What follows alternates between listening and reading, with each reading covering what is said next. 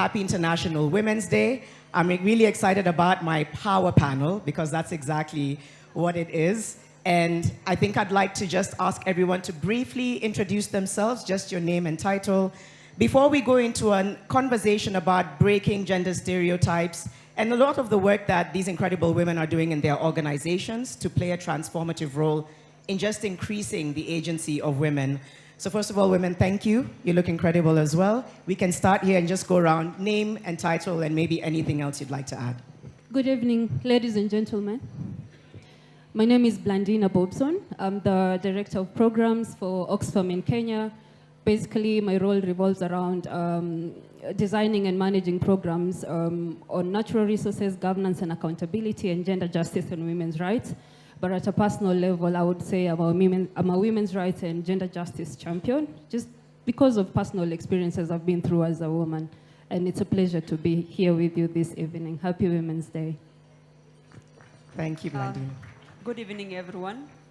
My name is Monica Malith, a final year law student at the University of Nairobi, a Duffy scholar under Windle International, Kenya.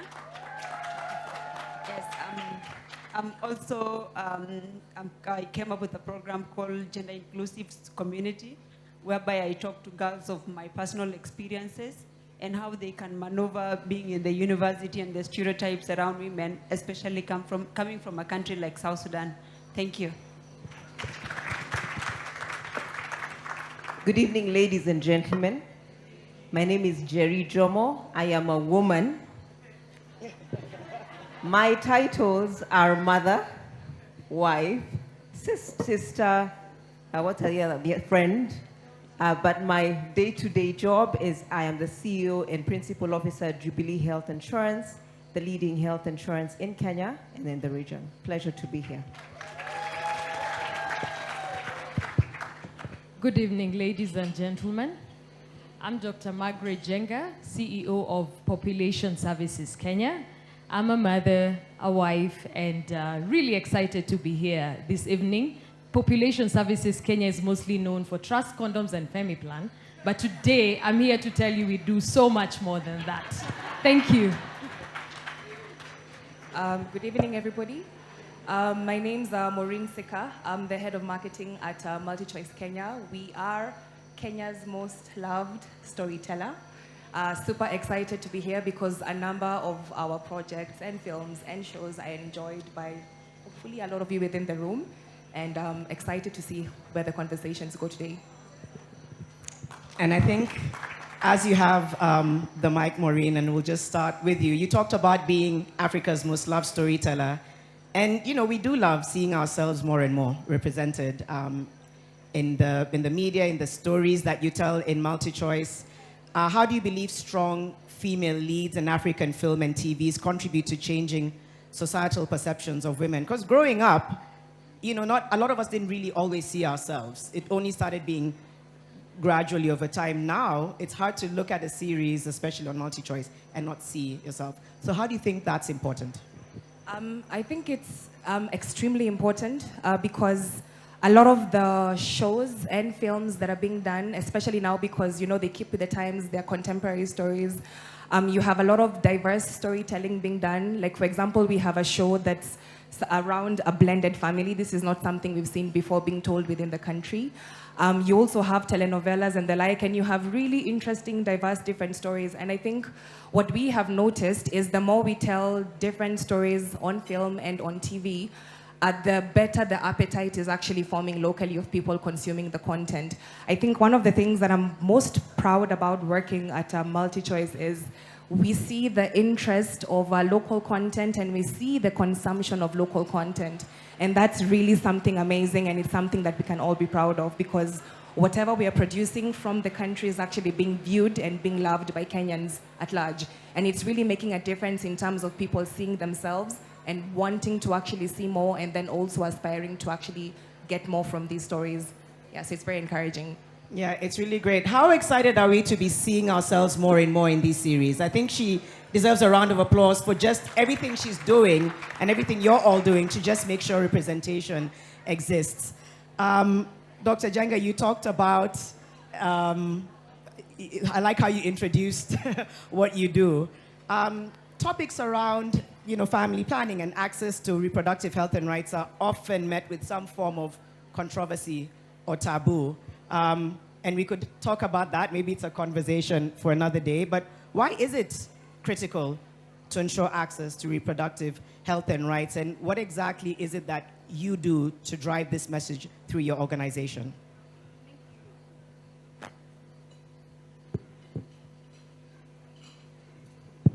Thank you, Janet, for that question. I'll talk about teenage pregnancies and why that is very, very crucial for that to be addressed. Right now, as we speak as a country, teenage pregnancy is a crisis. But we may not realize that because we may not be exposed to what is happening, especially in the rural areas. 15%, that's the national prevalence of teenage pregnancy in this country. And what that means is that if you look at a school or a grade with 100 students, 15 of them are pregnant. Fast forward that, if it's 1,000, it's 150. The numbers are worrying. They're very, very worrying if you are to look at that kind of data. And if you look at counties like West Pokot, 50%. Meaning if it was in this tent, all of us, this side, all of them are pregnant and they're teenagers, which is a real crisis. Unfortunately, we are not having enough conversations. Counties like Nyeri and Nyandarua, this is at about 5%, which is significantly lower, and mostly because they have access to contraception. They have comprehensive sexual education. Teenage pregnancy is a crisis, and why it is a big problem is because teenagers, they are too young to be mothers.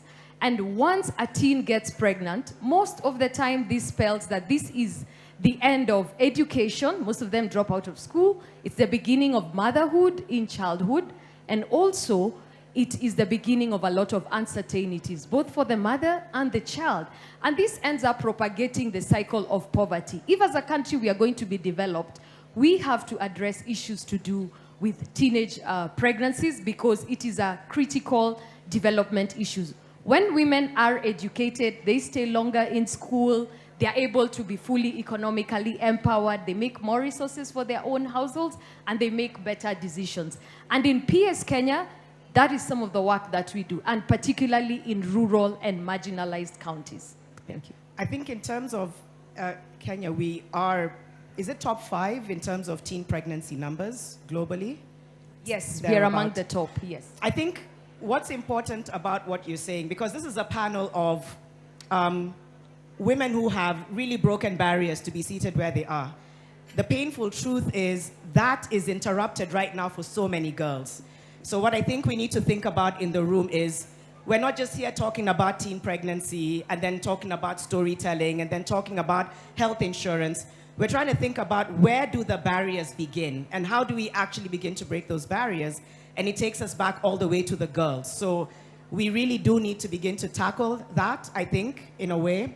Talk about it at home, in the office, in the workplace. Let's all begin being champions to make sure that those barriers do not stop another group of women like this or women like you in the room from being here. So I think it's important that we link why you're all here today.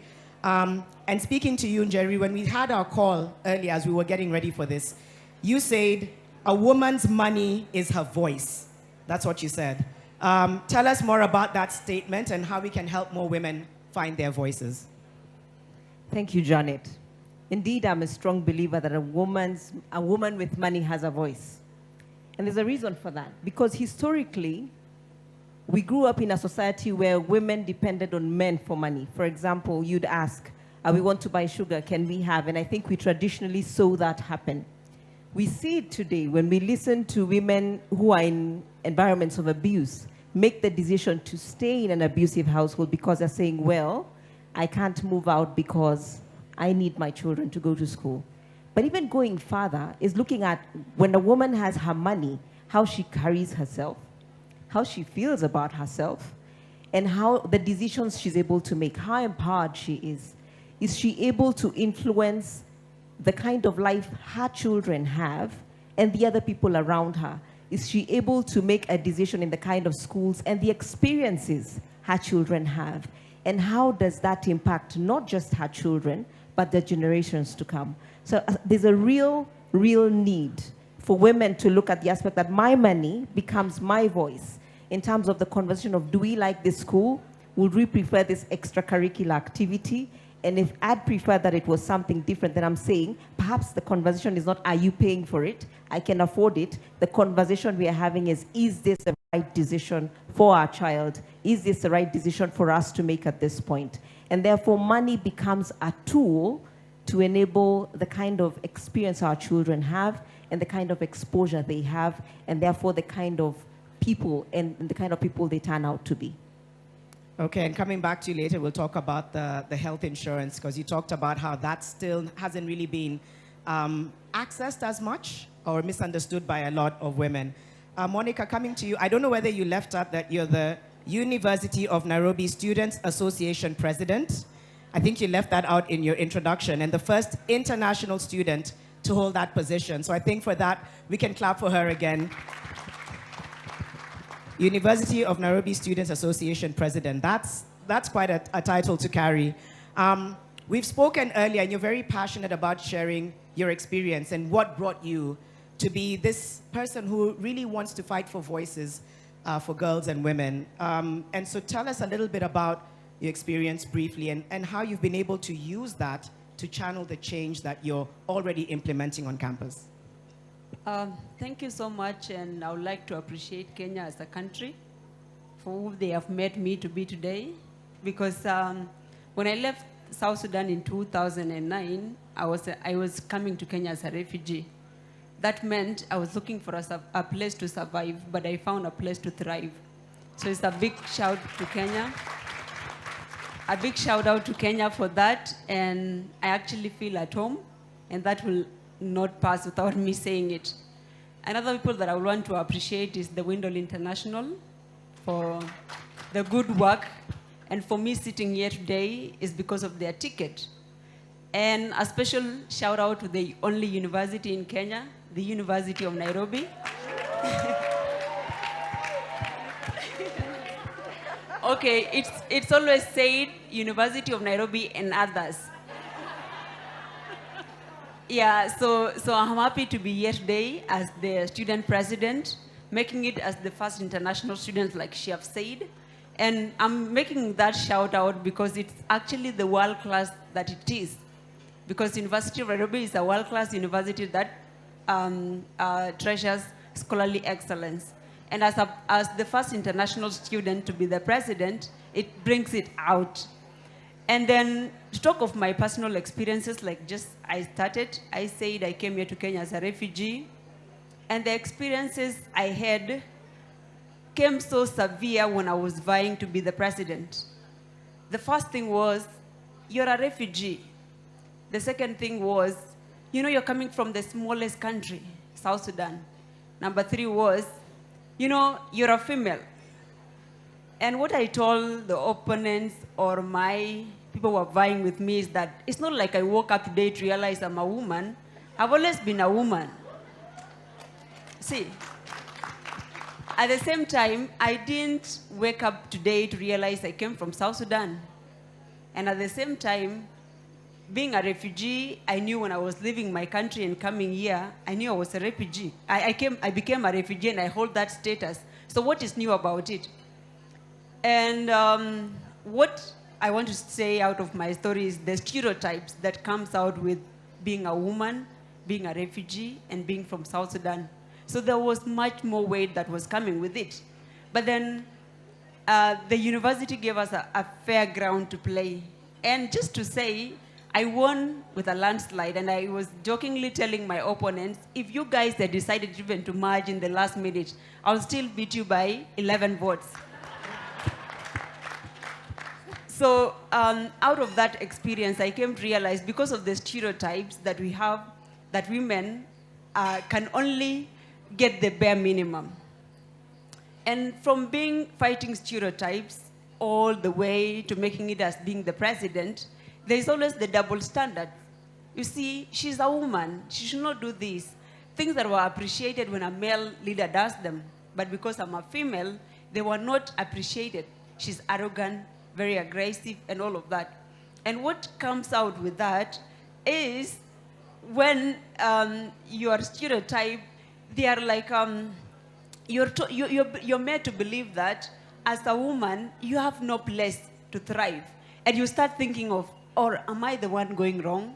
Should I reduce on my pace? Should I stop dreaming and all of that? But then I realize it's your voice. Okay, Monica. Yeah, thank you. Thank you. We'll come back and talk a little bit about how you've been able to use your platform to progress the rights. But it's very important what you've said about your voice. Your voice matters. And I think if we can look in the mirror every day and tell ourselves your voice matters, that could carry so much change around us. Blandina, you know, we've heard about the importance of stories. We've heard about the importance of access to contraceptives or access to information around our bodies and rights. We talked about access to money. We've also talked about access to agency.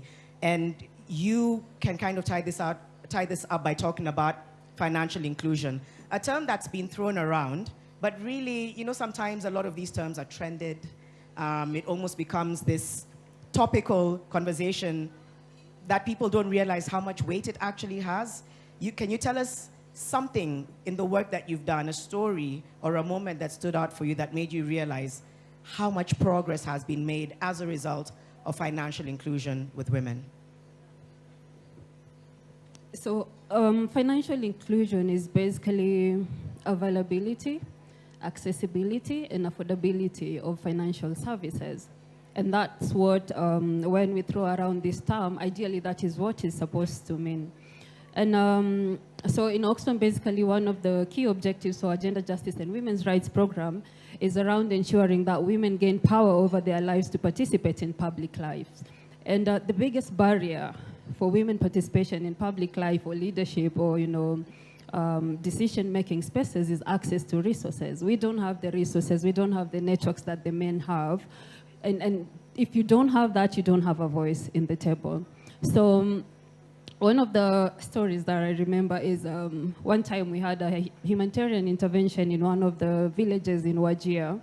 And we made it very deliberate that we are going to give you a grant if you set up a disaster risk management committee and you have to have women in this committee. The initial feedback we got, the men were like, we don't need women. We are going to set up a committee that is just made up of women. So we said, you know what? We'll take away our grant. We need to have women. And when I started engaging with them, the first few times we'd have meetings, the men would be seated on the other side, and then you'll have the men. The women will not speak. It would be the men who would speak. And I kept insisting that I have to hear them. And when you leave those meetings, the women sometimes tell you, why are you questioning our men? Why do you have to ask so many questions? And I'm like, I'm just doing my job. But you also have to speak. Long story short, they started speaking, you know, a little bit. They started moving closer. Then they started sitting together. 5 years, when I went back to that village, one of the women who was selected as a treasurer, and they said they're selecting her as a treasurer because women are good with money, you know, they're accountable. One of the women was actually getting tenders from the county government, and she was constructing schools, she was constructing hospitals, and the men couldn't believe it. They were like, we thought women couldn't do this, but look at her. She's even, you know, overdone the men in the village, and she's the person now who has the money. So that is what financial inclusion does to women. It gives you choice, it gives you power. And if we take it away from the women, we're denying them basically a right to thrive and to live their lives fully. And I think one of the biggest things that I've seen, or I would say has been a game changer, is the mobile money. Because, I mean, apart from the fact that it enables women to access money in disaster situations, civil society organizations now send cash transfers. Instead of giving food, instead of giving, you know, non-food items, we send money directly to their mobile phones. What it means is that the women have the money and they have the power, to make a decision on how they want to spend the money for their households. So that has been one of the biggest game changers. And of course, there's been affirmative action by the government. Like Honorable Guru said, the AGPO, women now are able to access tenders. We have Uwezo Fund. So, you know, women who are doing chamas now are able to access different products from the government, but also financial institutions, because they've also started designing products that are basically designed for women and not for all the other groups here. That's amazing. Before we come back and kind of hear you talk to the room about a call to action based on your organizations. I want to break a little bit, and maybe you can share with the room one thing, one moment in your lives as you all rose to the positions you're at to break barriers to get to where you are. What barrier did you have to break to be sitting where you are, Monica, Jerry, Dr. Jenga, Maureen, Blandina? We can start with you, Maureen. I like the way I've ambushed you live on TV. Because it's important, because it is about breaking barriers and stereotypes. What was that moment for you that made you unafraid to seek your passion out, to be able to sit where you're sitting, where you're essentially able to commission stories that the continent sees? I think I would like to start by saying I'm a proud UON alumni. And everything she said is true. But I think for me, in terms of, I don't have exactly one moment, I have several moments. And I've been lucky in my life, both from a family perspective and from a work perspective, to have had a lot of role models. Like ladies, so I look at you, for example, I see what you're doing, you're killing it in your scene. I research the hell out of you and I go like, oh my God, if I could be as confident as you are. I was watching Governor Waiguru speak up on stage and I was commenting to my colleague that, oh my God, I love your confidence and I'm going to keep on studying you to actually just see how I can also build up on the same. So for me, a lot of the examples in terms of breaking the barriers is I look to see examples of ladies who are doing it. And then I research, I look for them, befriend them where I can if they're within my social circle, and then just learn from them in terms of what I can do to be a little bit like them. And it's what I've done throughout my whole life. I found it to really work for me, and it's what I carry on doing as well. Yeah. I love that. Thank you. What about for you? Any barriers you had to break, any challenges you kind of had to navigate through to get to where you are? Yeah, sure. My biggest challenge was imposter syndrome. And that was very difficult for me because of the background. I was raised in a Christian family. I went to Christian schools. So when I grew up and started working in the medical field and public health, it was very hard for me to get out of my shell and really speak about issues that people really needed to speak about and to inspire other women. So it took me a long time. Finally, I learned the secret with imposter syndrome is that you have to embrace it. Everybody faces imposter syndrome. Even the men. It's not a women issue. It is everybody. It's just like a child. When a child is learning how to walk, they fall a couple of times before they learn, and eventually they walk fast and they run. And it's the same thing. Whatever you're trying to learn to do, if you're trying to learn public speaking, just try. And as women, as other people, keep encouraging one another. See the positive side and cheer everybody on. See the positive side and encourage. Therefore, imposter syndrome, embrace it. Know you're not alone. Everybody is walking through that journey, and embrace your journey. It's not a race. It is your journey. As long as you are better than where you were before, that is progress. And do not beat yourself too hard. Thank you. Thank you. People usually say you should have a conversation with imposter syndrome when it comes to you. Call it out, sit down with her and be like, we need to talk. We need to talk about what's going on here. So thank you for speaking to imposter syndrome, which I'm sure a lot of us can relate to in the room, right? Men and women. So thank you for talking about that. Mine was education. I'm from a very challenging financial background, family-wise. And I got to go to university much, much later in my career life. I was probably doing my undergrad, should be 7 years ago or so. And I've been working for 2 decades. So I will struggle with believing that I knew enough and that I was good enough, because everyone had all this, people who are telling us the only university. So that was such a privilege, and I think when I was growing up, everyone was leaving the country. I'm not sure what that was about and whether it still happens, but everyone just seemed to just get the best degrees and sort of have the best papers. I did not. And I began to realize, I was getting the job done. And the question was, then why was I feeling a certain way? Was it that I did not feel that I was enough without those things? Later on in life, I did. In fact, I did all of them and extra just to compensate. But I think at the end of the day, it's realizing that you already There's a lot around what you learn in school, but there's a lot that you learn from those around you and from the experiences that as you get the job done.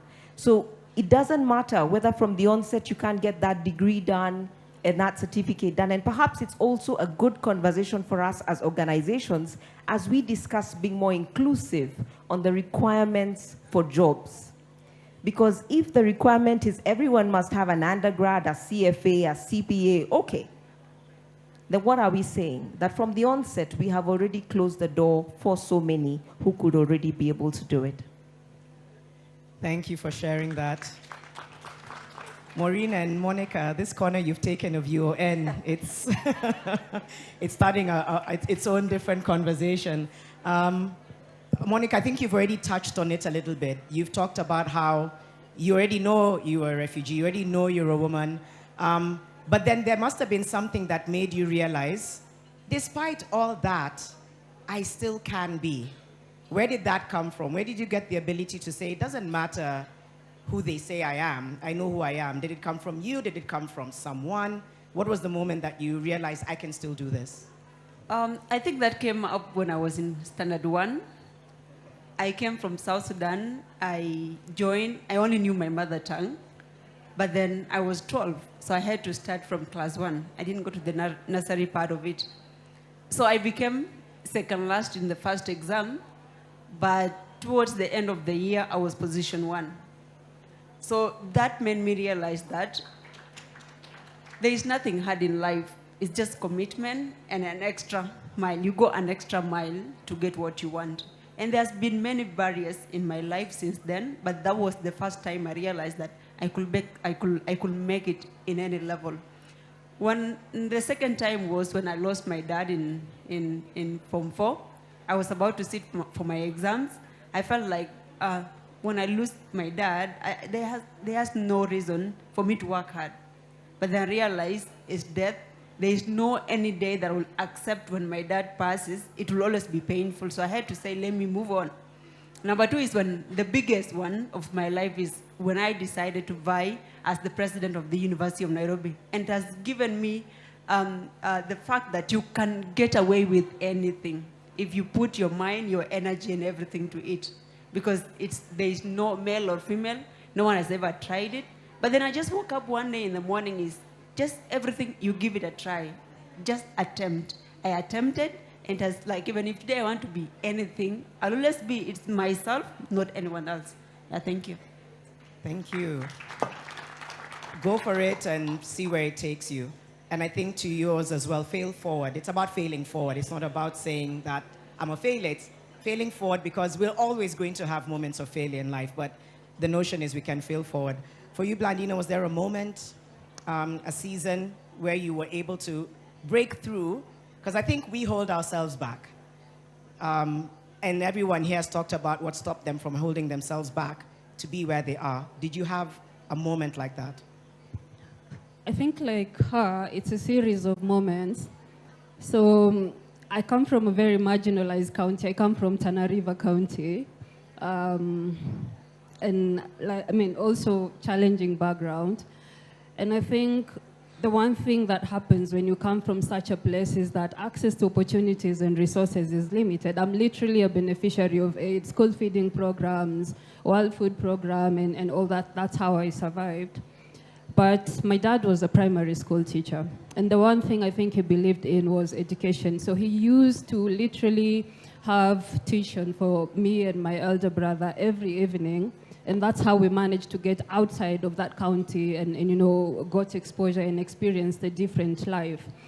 And so there's been people in my life that I would say who have held my hand and, you know, believed in me. Because when you come from such a background, sometimes there's that sense of unworthiness. You feel like you don't need to speak. People will not believe in you. You know, you're not supposed to be in certain spaces.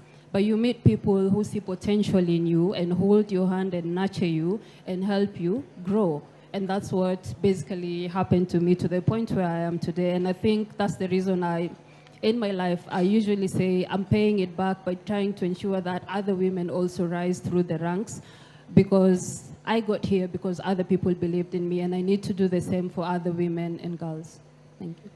Thank you all for sharing that. I think it's important that we, I couldn't have seen myself here, by the way, as well. I think, you know, growing up in Mombasa, where I think TV stations came to us much later. So when everybody was having what they were watching on media, it came a little bit later. But yeah, I think it's a combination of what a lot of you have said, because I was this awkward little girl with a very big voice and couldn't really see myself beyond what I would see represented around me. Because at the time, I think the stories we saw, like I said, didn't really have a lot of people that looked like us. But slowly, a combination of somebody holding my hand, breaking out of my shell, looking to other people and trying to see what can I get from it. A little bit about what even Monica said of just being like, let me try. And every time I try, sometimes it'd be like, you're too this or you're too that, even when I was trying out to be an anchor. And I think there has to be just this internalized grit that you have that makes you say, I just have to try, because if I don't, then I'll never know. So I think hopefully that's something that people in the room can also fall back on and say, let's just give it a try. Have that one-on-one, call an AGM with yourself and understand that you have to break through your own internal barriers. As we come to the final round of questions for all of you, again, Maureen, I want to start with you. I know you talked about a mentorship program that you run at MultiChoice.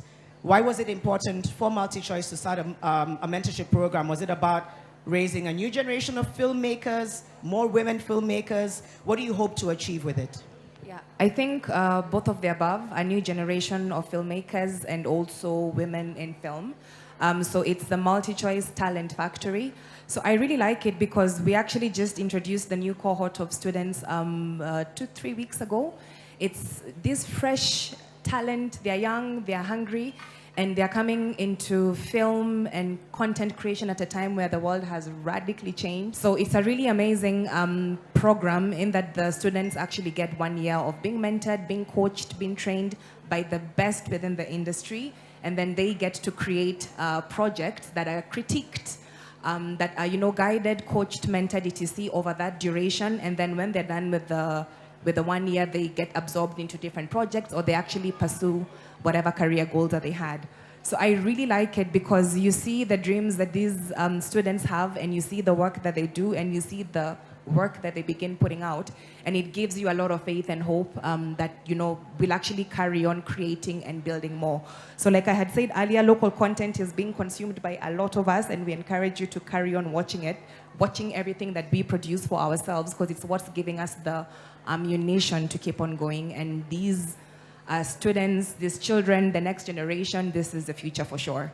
And just before we move on and hear from everyone else, any call to action or call for collaboration in the room? I know you've talked about saying, hey, we encourage you all to continue watching local content, but I'd also love all of you to leave the room with either a call to action or a call for collaboration in terms of the projects you're doing. I think we are always open and happy to collaborate. In fact, the collaboration is happening not just in pay TV. We also have a lot of content creation that is being done outside of what is, you know, deemed as pay TV. And we look at different projects that are happening, and for us, we're always trying to see how can we better tell the stories and who are our storytellers out here, and how can we work with them. For us, always open for business, always looking out for new talent, and always ready to work with, you know, super creative people within this country.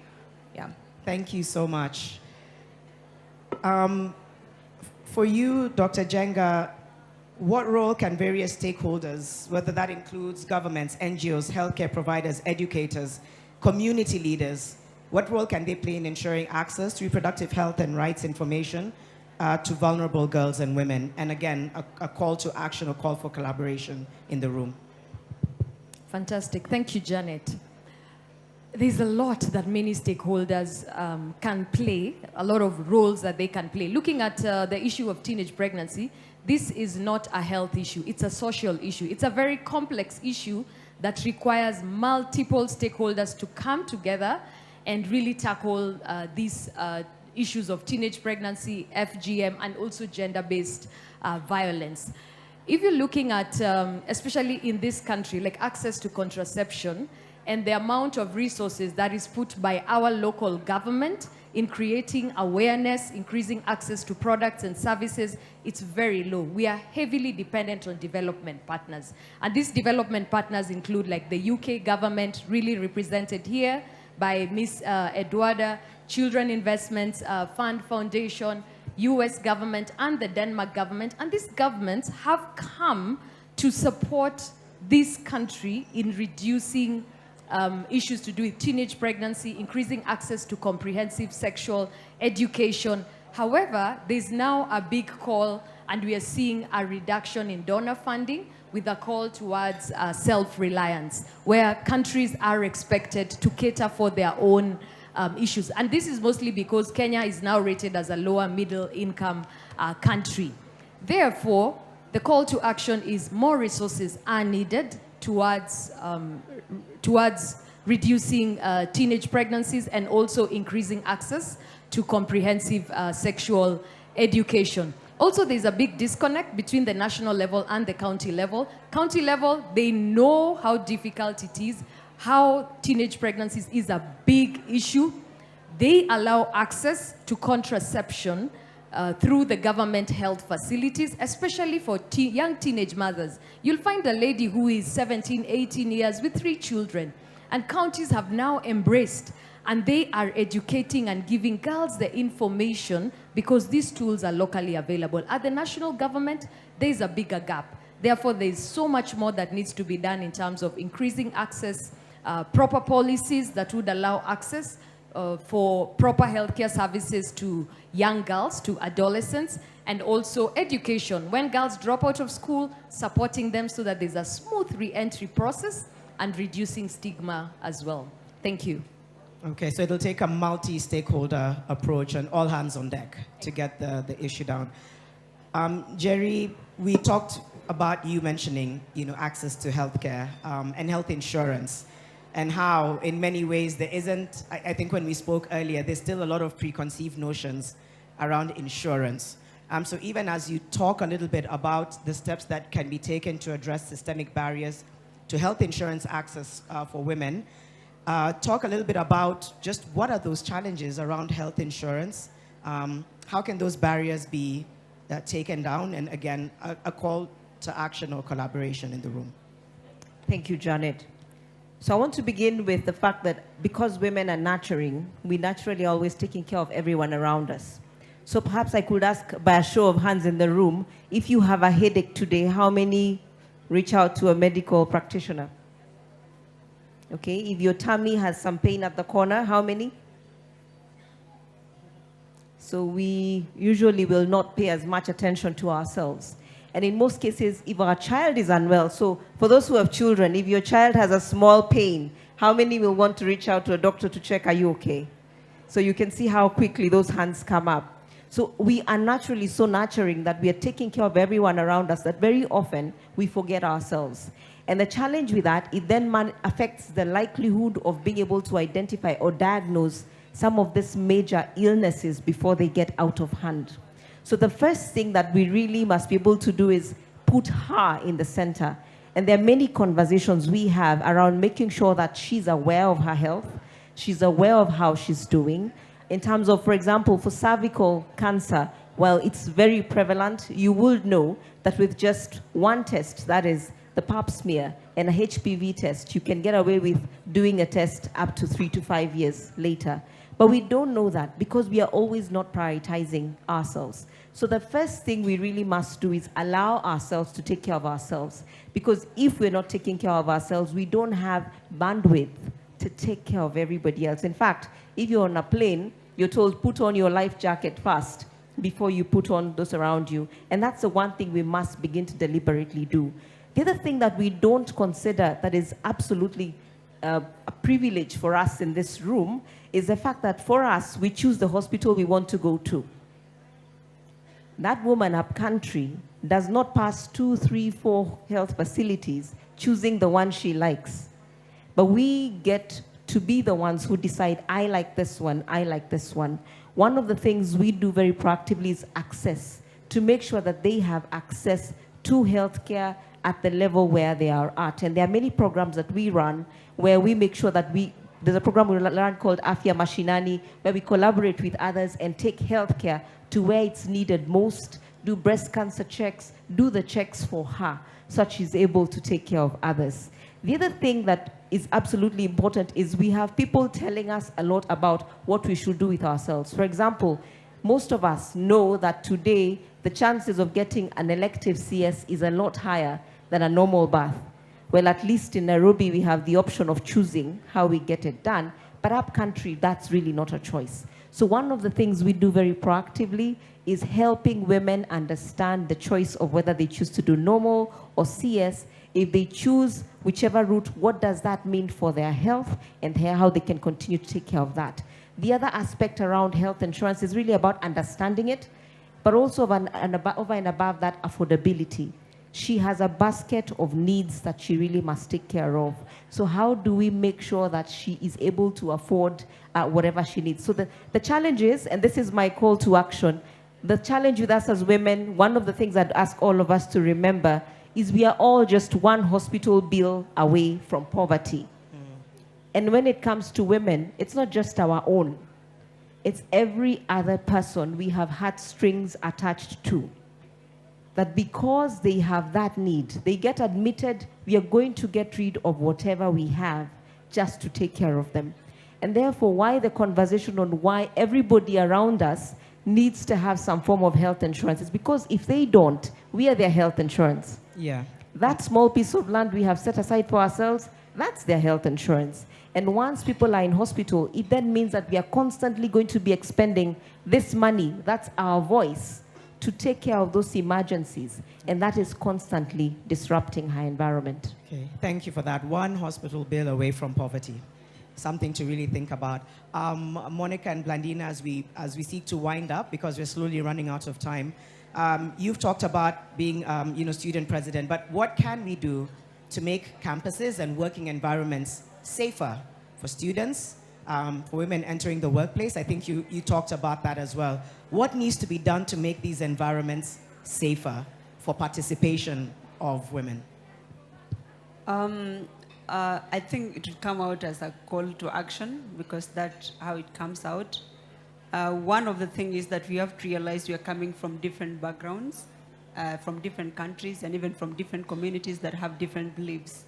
And it is our personal responsibility to come out, identify how women are being, maybe the violence that is being committed against women. Because if you go back to my country, mostly as a young girl, the thing that I'll face most is about early marriages. That doesn't give me equal chances to go through my education. So how then do I go back to my community and tell them of the importance of being in school? The same way when you come to Kenya or when you come to campus, there's so many things that happens around campuses. So it is a call to action to everybody to devise ways, apart from the mass advocacy and all of that, we have to come up as individuals with specific solutions to the problems, be it the university, be it a community, and even be it my country that I come from, for example. Yeah, that's what I'll say. Thank you. I think it's important to talk about that safety because we've seen that compromised in such a big way, this year, which is why we were protesting around issues around femicide and gender-based violence, which are very rife even in participating in presidential campaigns, which you alluded to as well. So it's important that you say it as in an individual perspective, but also institutions need to be very aware of it. Blandina, what are some of the barriers preventing certain demographics from accessing financial services, and how can this room play a role in ensuring that there's more financial inclusion for women?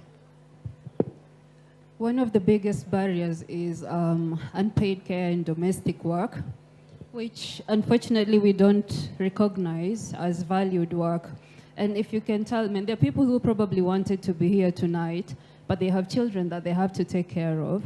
There are people who have probably left early because they have, family members to take care of. And there are some who are seated here, and I can tell you for sure they're probably texting home and checking on their children. But we don't see this as valued work and what it does for women, like globally. Unpaid care and domestic work is, 3/4 of it is done by women. Recently, for the first time, Kenya, the government led, did a time use survey, and women spend 7 times more time than men in undertaking unpaid care and domestic work. What this does for women, it actually creates time poverty. So we can have all, the financial products targeting women. We can have gender-responsive policies, but for as long as we don't recognize care work as valued work and start, working towards reducing the time poverty that it causes for women, all this, financial inclusion will not work.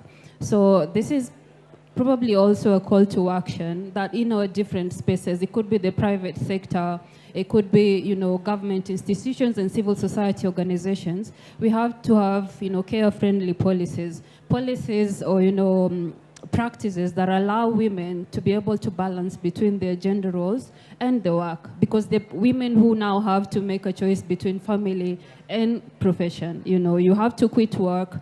In some institutions, they don't have maternity policies, and when you get pregnant, you actually get penalized for it. You're fired. How then do we expect them to become economically empowered if they're being punished for undertaking their gender roles? Then the other thing is just around ensuring that we have gender-responsive policies, acknowledging that women are not a homogeneous group. Women come with different, social backgrounds, economic class, tribes, religion, and abilities as well.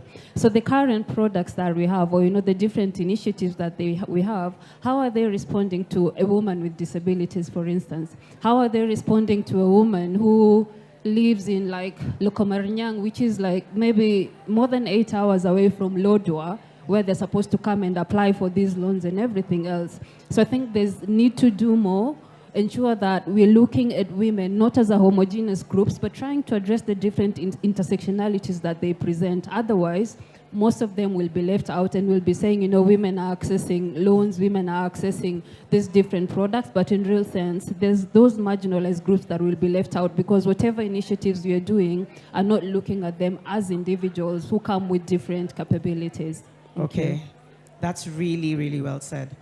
As we wind up, a show of hands, ladies, who is currently pouring into themselves?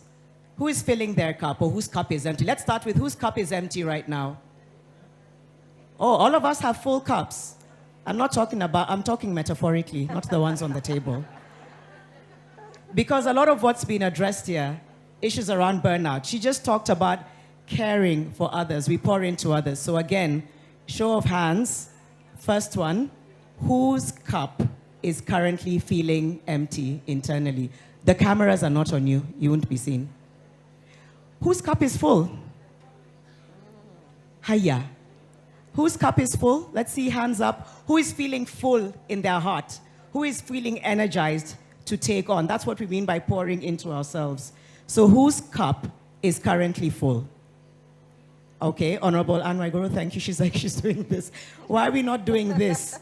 Number one, number two. Sorry? Cups are full. Yeah. Cup full? Quarter? Half? Wow, okay, so most of us are half full. Here's the thing about the change we want to see. We cannot pour from an empty cup. All the work we're doing, all these conversations we're having, you have to learn to pour into yourselves. Find out what that looks like.